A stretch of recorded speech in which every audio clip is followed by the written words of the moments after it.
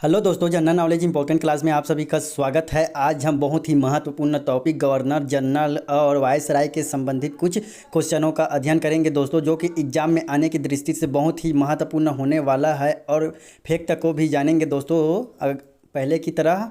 चलो दोस्तों, देर न करते हुए पहला क्वेश्चन की ओर बढ़ते हैं। देखिए दोस्तों, पहला क्वेश्चन है, भारत के प्रथम गवर्नर जनरल कौन थे? बताइए दोस्तों। इसके फैक्ट को भी जानेंगे। यदि आपको आंसर पता है तो कमेंट में बता सकते हैं या गिन कर रख सकते हैं, लास्ट में आंसर दे सकते हैं। इसका करेक्ट आंसर यदि आप ऑप्शन नंबर सी की तरफ गए हैं तो करेक्ट हो जाएंगे दोस्तों। लॉर्ड विलियम बेंटिक करेक्ट हो जाएगा दोस्तों। भारत का प्रथम गवर्नर जनरल है, याद रखिए दोस्तों। चलो फैक्ट को जानते हैं। और देखिए दोस्तों, फैक्ट है 1833 के चार्टर एक्ट द्वारा बंगाल का गवर्नर जनरल भारत का गवर्नर जनरल बनने एक्ट के द्वारा बना है दोस्तों। 1833 के द्वारा ही बना है। बंगाल का गवर्नर जनरल भारत का गवर्नर जनरल बना है, याद रखिए। ये दे दिया जाता है कई बार। इस प्रकार विलियम बेंटिक भारत का प्रथम गवर्नर जनरल बना।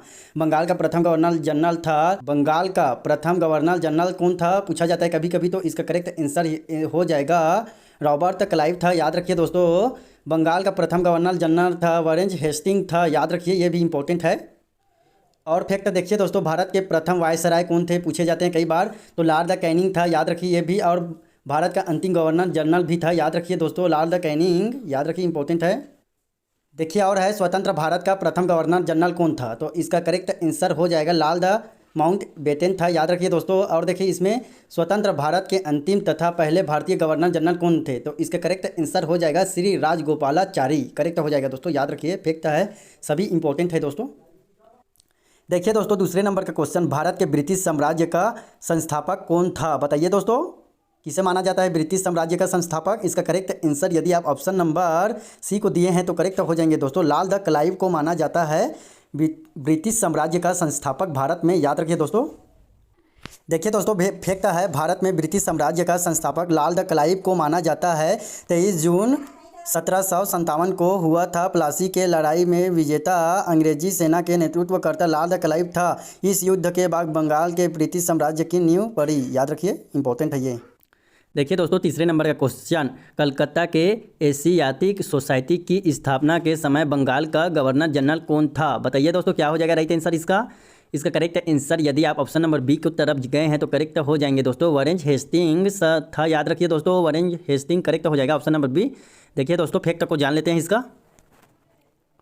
देखिए दोस्तों, फैक्ट है 1784 को एशियाटिक सोसाइटी की स्थापना बंगाल के governor general lord Warren Hasting के समय में हुआ था, याद रखिए, बहुत इंपॉर्टेंट है दोस्तों। देखिए दोस्तों, और नेक्स्ट क्वेश्चन की ओर बढ़ते हैं। ये चौथे नंबर का क्वेश्चन देखिए दोस्तों, सुरक्षा प्रकोष्ठ नीति के संबंधित है। बताइए दोस्तों, कौन सा गवर्नर जनरल संबंधित है से? इसका करेक्ट आंसर यदि आप ऑप्शन नंबर डी को दिए हैं तो करेक्ट हो जाएंगे दोस्तों, वारेन हेस्टिंग्स थे, याद रखिए दोस्तों, याद रखिए, बहुत इंपॉर्टेंट है, ये भी दिया हुआ क्वेश्चन है। पांचवें नंबर का क्वेश्चन देखिए दोस्तों, वारेन हेस्टिंग पर निम्न में से किसके महाभियोग का मुकदमा दायर किया गया? बताइए दोस्तों, क्या हो जाएगा राइट आंसर? इसका करेक्ट आंसर यदि आप एडमंड वर्क की तरफ जा रहे हैं तो करेक्ट हो जाएंगे दोस्तों, एडमंड वर्क का दायर किया गया था मुकदमा, याद रखिए, इसके द्वारा।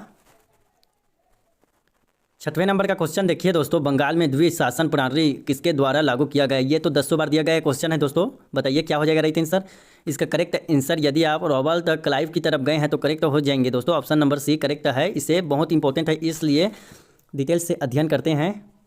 देखिए डिटेल इसका, बंगाल में द्वै शासन प्रणाली का जनक रॉबर्ट क्लाइव को माना जाता है तथा वारेन हेस्टिंग ने बंगाल में द्वै शासन प्रणाली को समाप्त कर दिया। किसने समाप्त किया द्वै शासन को?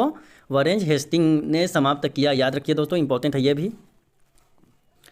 देखिए दोस्तों, नेक्स्ट क्वेश्चन, निम्न में से किसने बंगाल में द्वै शासन प्रणाली को समाप्त किया? अभी ही बताया हूँ दोस्तों, वारेन हेस्टिंग करेक्ट हो जाएगा, इसका ऑप्शन नंबर ए करेक्ट है, याद रखिए दोस्तों। नेक्स्ट क्वेश्चन देखिए दोस्तों, नेक्स्ट क्वेश्चन 8वें नंबर का, ब्रिटिश भारत की राजधानी का कलकत्ता से दिल्ली स्थानांतरण किसके काल में क्रियान्वित हुआ है?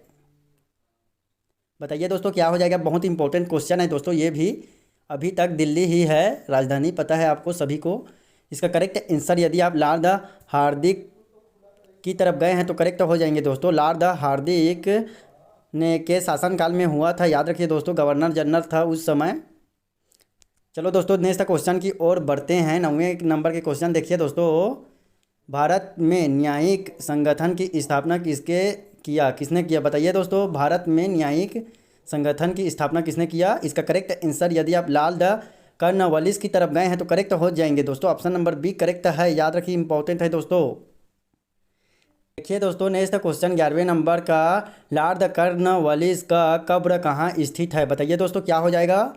इसका करेक्ट आंसर यदि आप गाजीपुर की तरफ गए हैं तो करेक्ट हो जाएंगे दोस्तों, गाजीपुर में स्थित है। इसे फैक्ट जान लेते हैं दोस्तों। लॉर्ड कर्नवालिस की मृत्यु 5 अक्टूबर 1805 ईसा में गाजीपुर उत्तर प्रदेश में हुआ। यहीं पर इनकी कब्र स्थित है। एकमात्र गवर्नर जनरल है जिसका समाधि भारत में है। लॉर्ड कर्नवालिस करेक्ट हो जाएगा इसका, याद रखिए, बहुत इंपॉर्टेंट है ये भी। देखिए दोस्तों नेक्स्ट क्वेश्चन 12वें नंबर का, लॉर्ड वेलेजली द्वारा लागू की गई सहायक संधि व्यवस्था के बारे में निम्नलिखित में से कौन सा कथन लागू नहीं होता बताइए दोस्तों, क्या हो जाएगा राइट आंसर?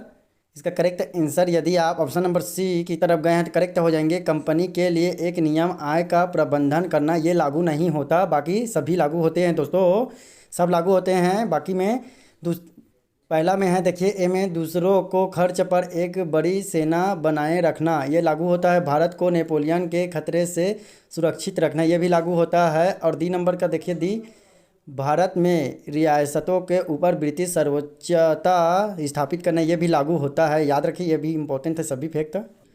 13वें नंबर का क्वेश्चन देखिए दोस्तों, लॉर्ड वेलेजली की सहायक संधि को स्वीकार करने वाला पहला मराठा सरदार कौन था? ये तो बहुत इंपॉर्टेंट है दोस्तों। इसका करेक्ट आंसर यदि आप पेशवा बाजीराव द्वितीय की तरफ गए हैं तो करेक्ट हो जाएंगे दोस्तों। ऑप्शन नंबर बी करेक्ट हो जाएगा, पेशवा बाजीराव करेक्ट हो जाएगा, याद रखिए दोस्तों। चलो दोस्तों नेक्स्ट क्वेश्चन की ओर बढ़ते हैं। 14वें नंबर का क्वेश्चन देखिए दोस्तों, 1802 में बासिन की संधि पर हस्ताक्षर किसने मध्य हुआ था? इसका करेक्ट आंसर यदि आप ऑप्शन नंबर सी को दिए हैं तो करेक्ट हो जाएंगे। अंग्रेजी और बाजीराव द्वितीय के बीच में हुआ था दोस्तों, याद रखिए, इंपॉर्टेंट है ये भी। 15वें नंबर का क्वेश्चन देखिए दोस्तों, सहायक संधि को स्वीकार करने वाला पहला शासक था। इसका करेक्ट आंसर यदि आप ऑप्शन नंबर ए को दिए हैं, अवध का नवाब, तो करेक्ट हो जाएंगे दोस्तों। ऑप्शन नंबर ए करेक्ट है, याद रखिए, इंपॉर्टेंट है ये भी। 7वें नंबर का क्वेश्चन देखिए दोस्तों, निम्नलिखित में से कौन सा सहायक संधि को स्वीकार नहीं किया था बताइए दोस्तों, किसने स्वीकार नहीं किया था, कौन से राज्य थे? इसका करेक्ट आंसर यदि आप इंदौर में होलकर राज्य की तरफ गए हैं तो करेक्ट हो जाएंगे दोस्तों, इसने स्वीकार नहीं किया था, याद रखिए, सभी इंपॉर्टेंट है दोस्तों। यदि आपको वीडियो पसंद आया है तो लाइक, कमेंट और शेयर करना ना भूलें। थैंक यू दोस्तों।